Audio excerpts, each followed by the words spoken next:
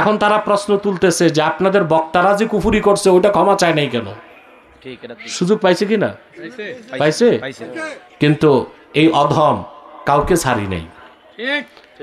যে বক্তাই কুফর করছে, ভুল করছে, তার ভুল ধরায় দিছি, সবসময় ক্ষমা চাইতে বলেছি।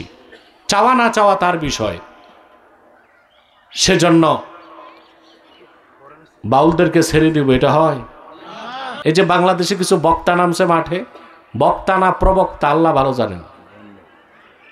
এরা কথায় কথায় কুফর করে, শিরক করে, আল্লাহর শানে বেয়াদবি করে, রাসূলুল্লাহর শানে বেয়াদবি করে, আম্মাজান খাদিজার শানে বেয়াদবি করে, কোরআন বিরোধী কথা বলে।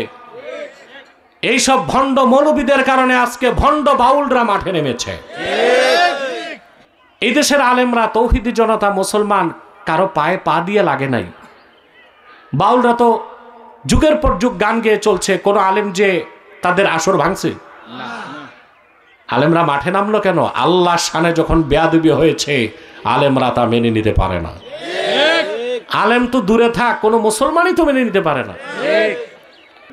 এখন আল্লাহ কি বললেন? যারা বলে হে আমাদের রব, আমরা ঈমান এনেছি, আমাদের ক্ষমা করো। অত্যন্ত সূক্ষ্ম বিষয় এটা। আমরা মনে করি শুধু গুনাহ করলেই ক্ষমা চাইতে হয়। এখানে আল্লাহ বলেছেন যে না, খাঁটি ঈমানদার যারা, তারা আল্লাহর কাছে বলে আমরা ঈমান এনেছি, আমাদের মাফ করো। বিষয়টা বুঝার জন্য যথেষ্ট চিন্তার খোরাক আল্লাহ এখানে রেখে দিয়েছেন।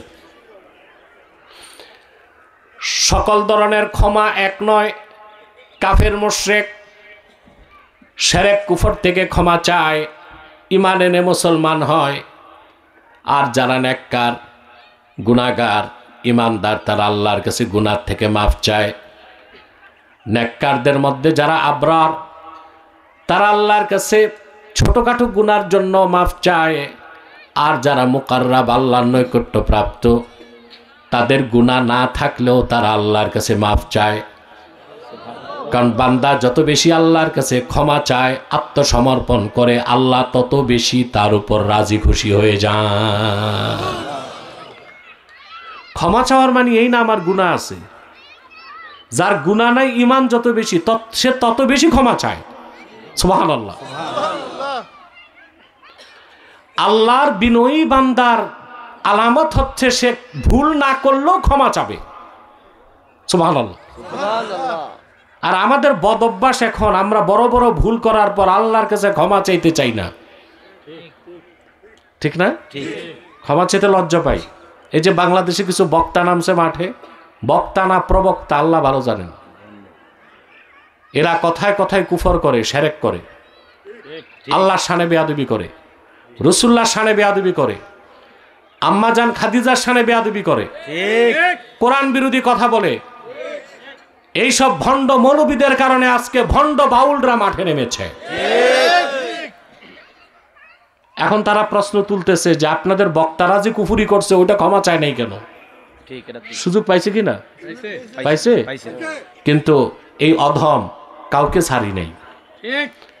যে বক্তাই কুফর করছে, ভুল করছে, তার ভুল ধরায় দিছি, সবসময় ক্ষমা চাইতে বলেছি। চাওয়া না চাওয়া তার বিষয়। সেজন্য বাউলদেরকে ছেড়ে দিব, এটা হয়? কথা বলেন। বাউলরা বাউলদের মতো থাকলে তো কেউ কিছু বলবে না, কিন্তু বাউলদের যে বড় শয়তান, সে কত বড় জঘন্য কুফরি করছে আল্লাহর শানে, তা কি মুখে আনা যায়? আমি তার ফাঁসি চাইছি। আমি তার ফাঁসি চাওয়াতে আমার বিরুদ্ধে নামছে ফরহাদ মজহার, এ আরেক ভণ্ড। বিগত 16 বছর আমরা দেখছি একদল বুদ্ধিজীবী, এরা ছিল ভারতের দালাল।